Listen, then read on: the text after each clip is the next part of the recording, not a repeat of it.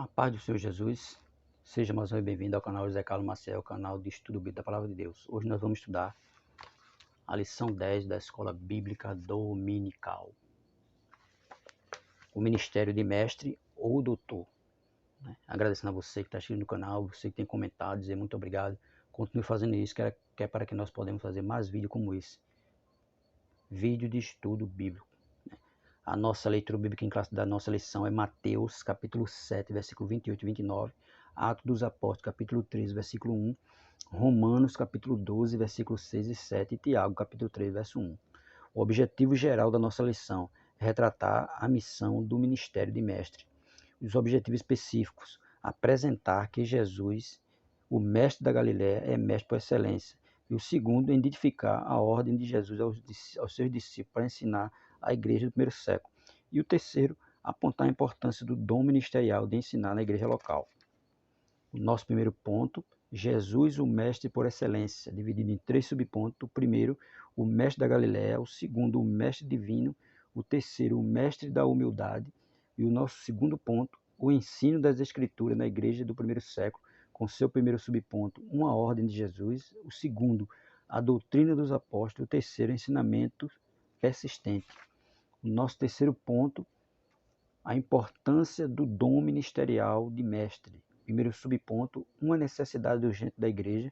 O segundo, a responsabilidade de um discipulado contínuo. E o terceiro, requisitos necessários ao mestre.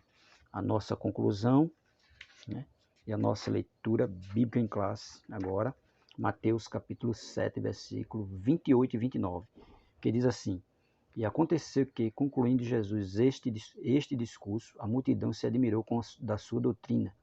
Versículo 29. Porquanto os ensinava com autoridade e não como os escribas. Atos capítulo 13, versículo 1. Na igreja que estava em Antioquia, havia alguns profetas e doutores, a saber, Barnabé e Simeão, chamado Níger, e Lúcio, Cirineu, e Manaém, que fora criado com Herodes, o tetrarca, e Saulo. Romanos capítulo 12, versículos 6 e 7.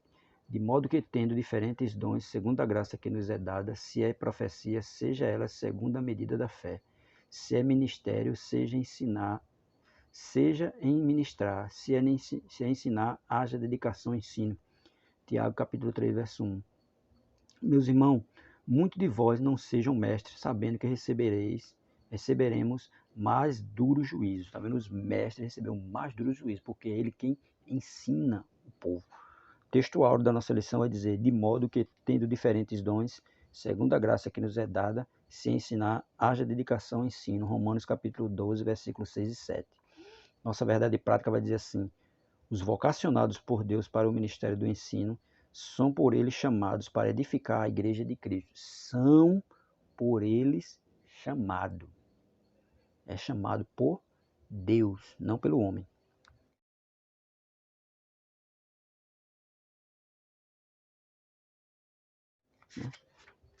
Mais uma vez, nós vamos estudar a lição 10 da Escola Bíblica Dominical, o Ministério de Mestre ou de Doutor. Nossa introdução ela vai dizer assim: o ministério do ensino da palavra é primordial para a igreja exercer o discernimento no que tange ao tempo em que vive, culturas, teologia, filosofias e etc.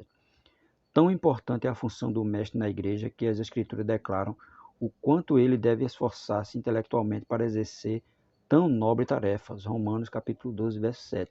Se é ensinar, haja dedicação. 1 Timóteo capítulo 4, verso 13. É uma tarefa importante e indispensável que exige muito de quem a desempenha. É claro que ele tem que estudar, ele tem que se esmerar no estudo, para que ele possa passar um ensino de qualidade para os seus ouvintes. E o nosso primeiro ponto vai dizer Jesus, o mestre por excelência. Primeiro subponto, o mestre da Galiléia. Doutor incomparável, percorria Jesus toda a Galiléia, ensinando nas suas sinagogas, pregando o evangelho do reino, Mateus capítulo 4, verso 23.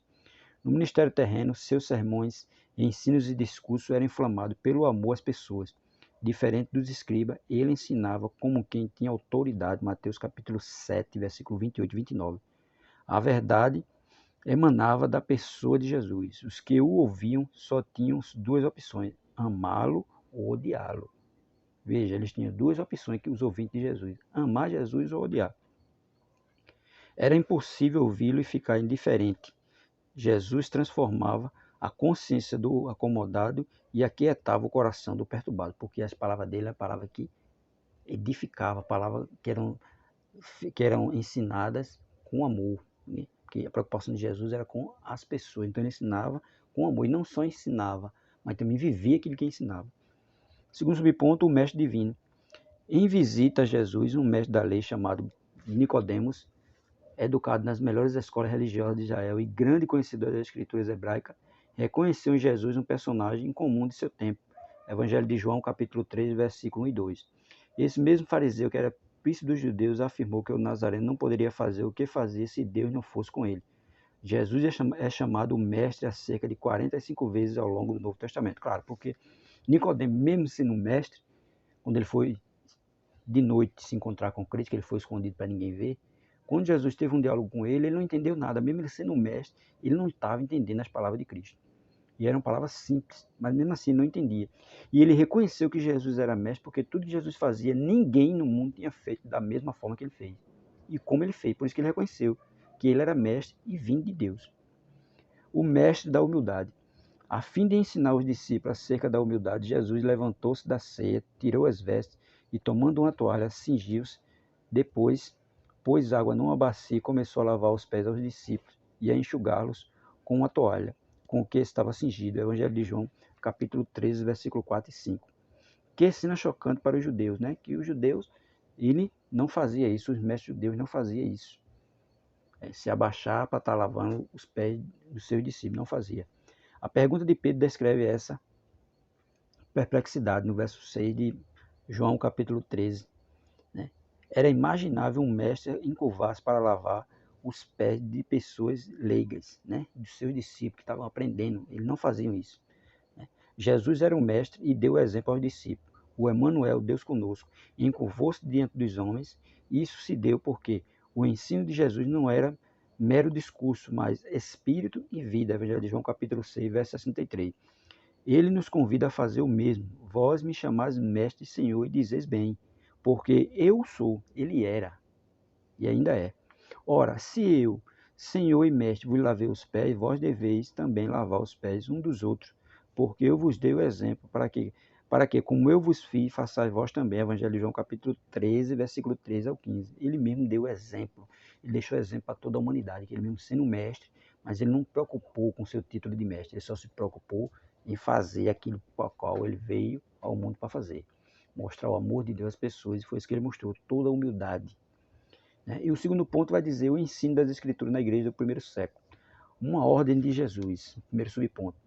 Antes de ascender aos céus, de modo solene, Jesus determinou aos seus discípulos que ensinasse todas as nações a guardar todas as coisas que ele tinha ordenado. Mateus capítulo 28, versículo 19 e 20.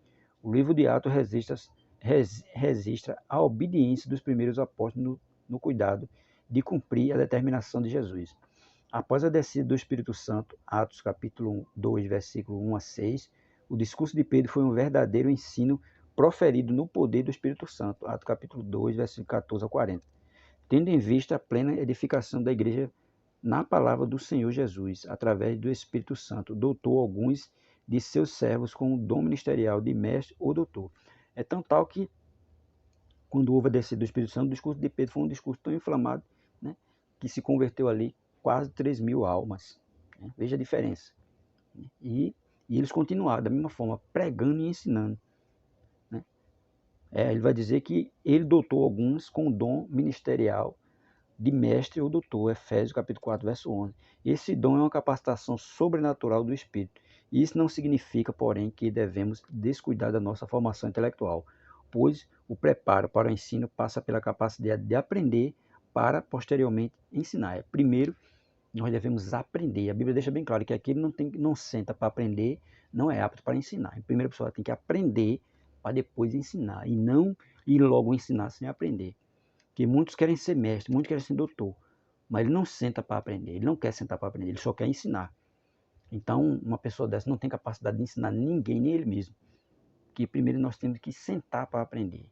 E aprender com pessoas que realmente ensinam a Bíblia né? Bíblia pura, que ensina a verdade, e não tá no meio de falso profeta que ensina mentira, não. Tem que estar no meio daquele que ensinou a verdade. E o bom é quando você senta para aprender. Ensinar é bom, mas o melhor mesmo é sentar para aprender. Porque ali você está tirando toda a responsabilidade de cima do seu ombro. Enquanto você está ensinando, a responsabilidade é muito grande, mas quando você está aprendendo, você é o que mostra ser um verdadeiro discípulo de Cristo. Segundo, a doutrina dos apóstolos. O texto de Atos, capítulo 2, verso 42, informa-nos que os primeiros convertidos perseveravam na doutrina dos apóstolos e na comunhão e no partir do pão, e nas orações. Além disso, acrescenta que em cada alma havia temor e muitas maravilhas e sinais se faziam pelos apóstolos. Versículo 43. A doutrina dos apóstolos aqui referida trata-se do conjunto de ensino de Cristo ministrado por eles de forma constante e eficaz para o crescimento integral dos novos convertidos. E aqui tem uma coisa a observar, o quê? Que a igreja naquele tempo crescia. Crescia por quê? Porque eles estavam aqui com um só pensamento, estavam unidos. Veja que ele vai dizer, aí no versículo 43, que ele vai dizer, e perseveravam na doutrina dos apóstolos, primeiro, e o segundo, na comunhão, eles viviam em unidade. Tudo com um só pensamento. Aprendendo com os apóstolos e tudo com um só pensamento. E vai dizer o quê? Que eles perseveravam no partir do pão. Um olhando a necessidade do outro. Eles ali não estavam com um desejo para si só, não. Estavam preocupados ainda com a necessidade do outro. Por isso que viviam partindo o pão. Muitos vendiam seus bens para lhe dar aos apóstolos para distribuir com aqueles que realmente estavam necessitando. A preocupação dele é essa. E, por último, ele vai dizer, nas orações. Doutrina, comunhão, partir do pão e oração. Era essa a forma da igreja primitiva. Igual à igreja atual, né? A igreja atual é assim também. Por isso vai dizer que eles cresciam. E ele dizia, em cada alma havia temor, e muitas maravilhas e sinais se faziam pelos apóstolos. Tá vendo? Veja que naquela época, sinais e maravilhas eram feitos através dos apóstolos. Por quê? Porque eles viam em unidade, tudo com um só pensamento, um preocupado com o outro, não preocupado consigo mesmo. Terceiro subponto vai falar ensinamento persistente. Os primeiros mestres das Escrituras foram os integrantes do Colégio Apostólico. Atos capítulo 5, verso 42, verso 40, né? Verso 45, Atos 5, 42. A igreja começou nas casas, onde o ensino era ministrado a pequenos grupos nos lares. Falando aos anciões de Éfeso, o apóstolo Paulo mostrou-se como um verdadeiro mestre que ensinava publicamente pelas casas, testificando tanto aos judeus como aos gregos a conversão a Deus e a fé em nosso Senhor Jesus Cristo. Atos capítulo 20, versículo 21 e 21. Deus havia preparado homens para ensinar e levantado doutores na igreja de Antioquia. Atos 13, 1. O Pai Celestial igualmente deseja levantar mestres em sua igreja. Vivemos dias em que este ministério nunca foi tão necessário. E é tão necessário hoje porque está existindo muitas heresias no nosso meio. E Paulo já disse, a Bíblia deixou bem claro que os falsos mestres já estão aí. E por isso que tem que ter um estudo sistemático da Bíblia. E para isso precisa de pessoas capacitadas para esse ensino. Que hoje tem igreja que não tem doutrina, só tem louvor. Não tem pregação, só tem louvor. Muita língua, muito mistério, muito isso, muito aquilo, mas a palavra em si ela não é ensinada ao povo. E o que faz a edificação da igreja é a palavra. O que está faltando hoje é mais ensinamento da palavra. Mas ele deixa bem claro que Jesus levantou homens para isso. E tem homens aí qualificados para isso, para dar um ensino da palavra ao povo. Basta somente as igrejas locais deixar o espaço para que ele possa dar a palavra para aqueles que realmente querem ouvir a palavra. Nosso terceiro ponto vai falar a importância do dom ministerial de mestre. Primeiro subponto, uma necessidade urgente da igreja. Para o ministério de ensino ser eficaz na igreja local é preciso haver pessoas vocacionadas. Não são todas que reúnem informações exegéticas, históricas e literárias da Bíblia, aplicando-as como é necessário. Deus concedeu à sua igreja mestre e é preciso que ela invista neles também. Muitas vezes, por absoluta falta de preparo dos obreiros, predomina a superficialidade bíblica, a infantilidade espiritual e o aumento do engano promovido pelas astúcias dos falsos mestres, segundo Pedro 2, não é verdade. Os falsos mestres entram na igreja fazendo muitas vezes só movimento. Não prega a palavra, não ensina a palavra, e vive só, muitas vezes só de movimento. E movimento a gente sabe que não faz igreja crescer. O que faz igreja crescer é a palavra, o ensino exegético da palavra. Esse dom do Senhor é para a igreja amadurecer em todas as dimensões da vida cristã, ao mesmo tempo em que desmascara os falsos mestres. Efésios capítulo 4, verso 14 e Oséias 4 e 6. É isso, que através do ensino da palavra, quando o falso mestre vem querer se introduzir na igreja com ensinos errôneos, aquela igreja já está o quê? Abalizada na palavra de Deus. E ensinos errados ela não vai assimilar. Mas quando ela não tem um ensino sistemático da palavra, todo quanto for de heresia que for introduzida no meio da igreja, eles vão aceitar como se fosse verdade bíblica e muitas vezes, e não é. Então, por isso, precisa de pessoas vocacionadas por Deus e capacitadas para combater os falsos ensinos. Por isso que o dom de mestre é um dom muito prescindível na igreja atual. Segundo subponto, a responsabilidade de um discipulado contínuo. Estamos acostumados a pensar que o discipulado termina quando o novo convertido é batizado. Não, não termina ali. Não há nada mais equivocado. O Senhor Jesus chamou-o para ser o seu discípulo por toda a vida. Por isso, quem ensina e instrui os crentes para a maturidade da fé é um aprendizado diário, permanente e contínuo, tanto para quem é discipulado quanto para quem está discipulando. É verdade. Quem ensina aprende. E quem está sendo ensinado também aprende. Mas só que o discipulado dele não termina após o batismo. É aí que vai começar tudo de uma forma diferente, que ele ali vai aprender cada vez mais. Ali ele tem que, é contínuo para ele chegar ao amadurecimento cristão. E esse aprendizado não termina, ele é sempre contínuo e diário. É diariamente que estamos aprendendo, não para. Terceiro requisito necessário ao mestre.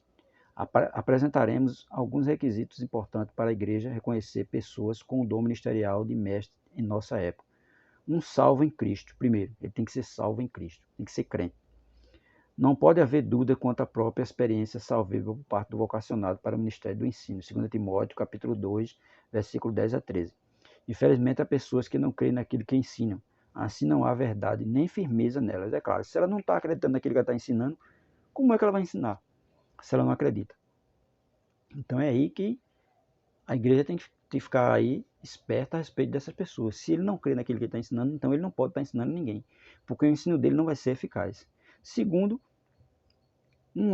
ter um hábito de ler. Em nosso país, a literatura é um problema cultural. Se as pessoas leem pouco, a igreja pouco lerá. Entretanto, como ensinaremos se não lermos?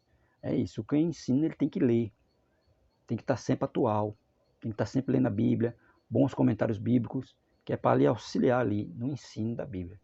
Mas ele primeiro tem que estar o quê? Lendo. Sem ler, como é que ele vai ensinar o que ele não leu? Então ele tem que ler, tem que ter o hábito de ler.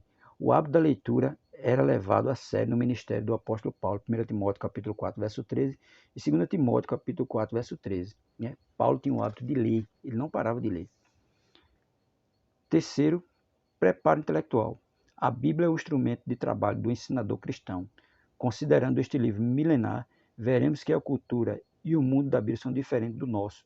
Por isso, o mestre deve compreender o mundo da Bíblia, suas questões culturais, linguísticas e exegéticas, e etc., para não fazer aplicações fantasiosas, apresentando-as como exposição da palavra de Deus. É claro, ele tem que conhecer o contexto, né, da Bíblia, o que a Bíblia está falando. Não chegar e falar coisa que muitas vezes não tem nada a ver. Ele tem que entender aquilo que ele está lendo e o contexto cultural, linguístico e exegético daquilo ali, que é para ele passar um ensino bom para aqueles que vão ouvir. Não é só chegar assim e ler, não. Quarto, um coração em chamas. Martin Lloyd-Jones dizia que a verdadeira pregação gera teologia em foco. É a vontade de Deus que o vocacionado, ao ensino, utilize os avanços das ciências bíblicas para pregar a palavra de Deus na força do Espírito Santo. Precisamos alcançar as mentes e os corações de nossos dias, e isto apenas será possível quando tivermos obreiros com uma mente bem preparada e conectada a um coração em chamas e apaixonado por Jesus. Atos capítulo 3, versículo 12 ao 26. Né? Ele tem que ter prazer naquilo que ele faz, amar aquilo que ele faz, porque se ele não fizer com amor, como aquele trabalho vai se evoluir? A gente tem que ter amor por tudo que nós fazemos, e ter um coração em chama, com o prazer de ler, de ensinar, de ouvir, de sentar para ensinar, porque tudo isso vai o quê? vai contribuir para o nosso crescimento espiritual e para o nosso ensino, né, no dia a dia. Para concluir, ele vai dizer, a nossa então vai dizer assim: é preciso desfazer a ideia propagada ao longo de décadas acerca do preparo intelectual do crente. Não é verdade que necessariamente ele esfriará na fé se estudar. Claro, ninguém esfria na fé porque está estudando teologia, nem porque está fazendo faculdade nisso, não. Ele só esfria na fé se ele quiser. Porque ensino nenhum faz com que ninguém se esfrie, a não ser que ele interprete de uma forma errônea. Mas mesmo assim não é isso que vai fazer ele esfriar. Ele só esfria quando ele tem o desejo realmente no coração dele de esfriar. Mas ensino nenhum vai fazer ninguém esfriar. Se fosse assim, Paulo seria o mais frio dos apóstolos do Novo Testamento, pois não havia obreiro mais bem preparado que ele. Atos capítulo 17, versículo 15 ao 34 e Tito 1 e 12. Esse, no entanto, soube conjugar preparo intelectual e poder do alto. É disso que as nossas igrejas precisam. Um homem cheio do Espírito, mas do mesmo modo com a mente iluminada para responder com mansidão e temor à razão da nossa esperança. 1 de Pedro capítulo 3 e versículo 15. É isso que precisa ter, né? Porque o ensino em si, ele não vai esfriar ninguém. Tiago capítulo 1 de Pedro capítulo 3, versículo 15. 1 de Pedro, capítulo 3, versículo 15.